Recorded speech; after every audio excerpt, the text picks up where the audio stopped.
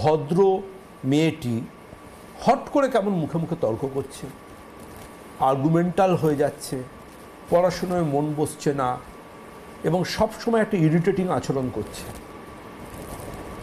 তারা অনেক কিছু ভাবতে শুরু করেন তখন সে মেয়েটির সম্বন্ধে।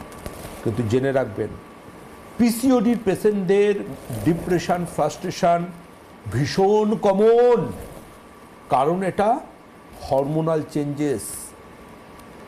তার মধ্যে শরীরের মধ্যে যে ঝড়টা বইছে, নারীর যে হরমোন, একটি মহিলার যে হরমোন, সেগুলো কমে গিয়ে একটা পুরুষের যে হরমোন সেগুলো বাড়ছে।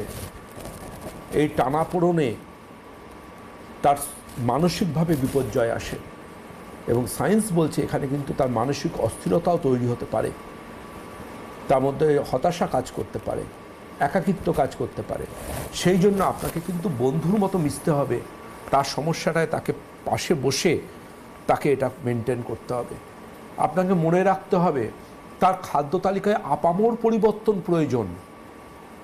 আপামোর আমাদের পেশেন্টদের ক্ষেত্রে আমরা বলি সারা জীবনের জন্য নয়, 5-6টা মাস অ্যাটলিস্ট স্ট্রিক্ট ডায়েটে থাকুন, 5-6টা মাস প্রপার কার্ডিও করুন, 5-6টা মাস বাবা মার মধ্যে একজনকেও ভালো, অন্ততপক্ষে একজনকেও ভালো বন্ধু হন। বাবা মার মধ্যে কেউ একজন ভালো বন্ধু হলে সেই সন্তানকে বাইরে বন্ধুর পেছনে দৌড়তে হয় না, কেউ তো একজন বন্ধু হোক। অনেক ক্ষেত্রে বাবা মারা ধরে নেন আমি যেহেতু জন্ম দিয়েছি তার মানে এটা আমার পৈতৃক সম্পত্তি, আমার যখন ইচ্ছা হবে ছেলেকে বা মেয়েকে একটি চড় মেরে দেবো, তাকে শাসন করব। আপনি নিজে ওই বয়সে কী ছিলেন এটা ভাবুন।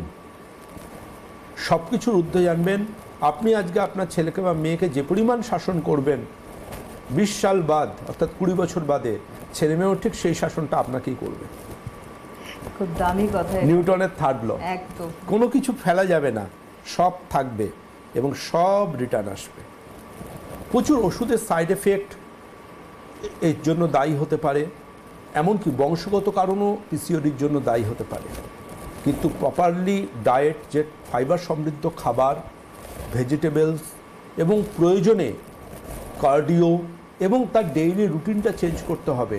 তাকে বাবা মাকে বুঝতে হবে সুস্থ থাকলে, আজকে আপনার ছেলেটি 9, 10, 11, 12-এ পড়ছে, আপনি দেখুন তার পাঠ্যপুস্তক খুলে, সে সায়েন্স পড়ছে, সে কমার্স পড়ছে না সে আর্টস পড়ছে, যাই পড়ছে পড়ুক, কিন্তু মনে রাখবেন সেই পড়াটা তার প্রফেশনাল লাইফে কতটা কাজে লাগবে।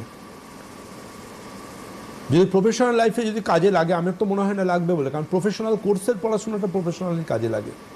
সুতরাং এই র্যাট রেসের জায়গায় তাকে শরীরচর্চায় সময় দিন, সে যেন শরীরচর্চা করে নিয়মিত, কারণ সুস্থ শরীর কিন্তু জানবেন আজকের দিনে সব থেকে দুর্লভ, যা একটা নয় একটা অসুখের থেকে আপনার পরবর্তী প্রজন্মকে রক্ষা করতে সাহায্য করবে।